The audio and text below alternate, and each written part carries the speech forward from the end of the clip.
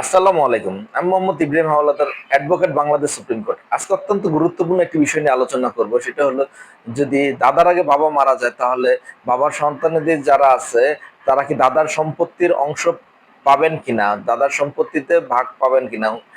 সেই ক্ষেত্রে বলবো যে আমাদের দেশে প্রচলিত আইন অনুযায়ী যদি দাদার আগে বাবা মারা যায় তাহলে দাদার অন্যান্য ছেলেমেয়েরা যেরকম সম্পত্তির ভাগীদার হবেন, যেভাবে সম্পত্তির অংশীদারিত্ব পাবেন, ঠিক তদ্রুপ মৃত বাবা ওর ঠিক সেই পরিমাণ সম্পত্তির অংশীদার হবেন, সে পরিমাণ অংশীদারিত্ব পাবেন। অর্থাৎ মৃত বাবার অন্যান্য ভাইরা যে পরিমাণ সম্পত্তি পাবেন, ঠিক মৃত বাবাও ঠিক সেই সম্পত্তি, সেই পরিমাণ সম্পত্তি পাবেন, এবং মৃত বাবার সেই সম্পত্তির তার ছেলে মেয়ে অংশীদার হবেন।